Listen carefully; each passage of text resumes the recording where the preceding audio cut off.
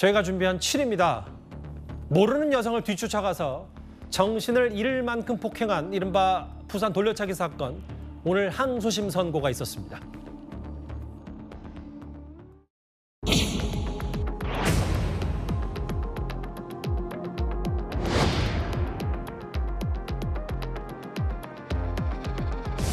실수하면 그 사람은 오시인데 그렇게 대놓고 보복하겠다는 사람을 아무도 안 지켜주면 저는 어떻게 살라는 건지.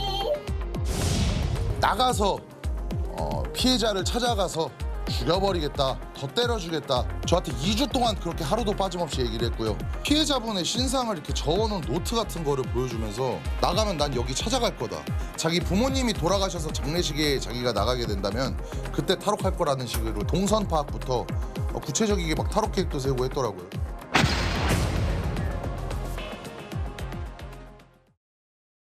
돌려차기 사건 오늘 항소심 결과가 나왔는데 징역 20년, 형량이 8년 늘었네요.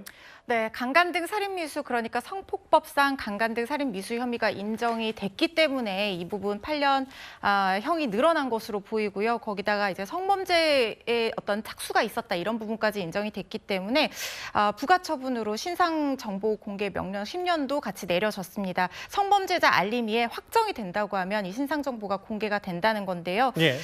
재판부에서 이렇게 밝혔습니다. 아무도 성범죄인지 인식조차 하지 못했던 그 시점에 이 가해자가 검색을 했단 말이에요. 강간, 살인, 미수 이런 것들 검색을 했고 DNA 감식을 했더니 피해자 바지 안쪽에서도 이 가해자의 DNA가 나왔고 이런 것들로 봐서는 성범죄의 시도 있었다는 것 정도는 충분히 인정을 할 수가 있다. 하지만 실제로 성범죄가 이루어졌는지까지는 입증이 좀 부족하다라고 봤어요. 그래서 그 부분은 미수로 인정이 된 것으로 보입니다.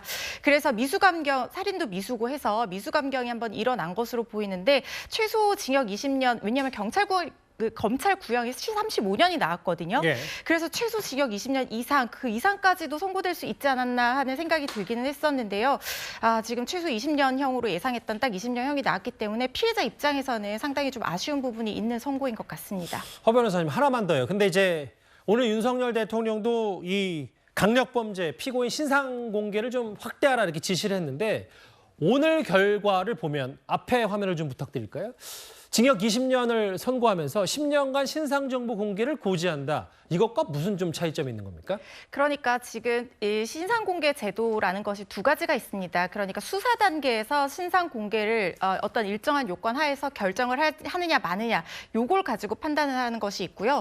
재판이 확정되고 나서 성폭력처벌법 같은 경우에는 성폭력처벌법으로 처벌받는 경우에는 성범죄자 신상공개 알림위에 신상공개가 되는 부가처분을 내릴 수가 있습니다. 대법원 판결까지 다 맞춰야지 신상이 공개되는 거네요. 맞습니다. 그러니까 수사 단계에서의 공개 여부와 재판 이후의 공개 여부가 갈리는 건데 재판 이후의 공개 여부는 성범죄에 한정해서 그렇거든요. 그래서 이 부분이 차이가 나는 건데 오늘 윤 대통령이 얘기하신 것은 알겠습니다.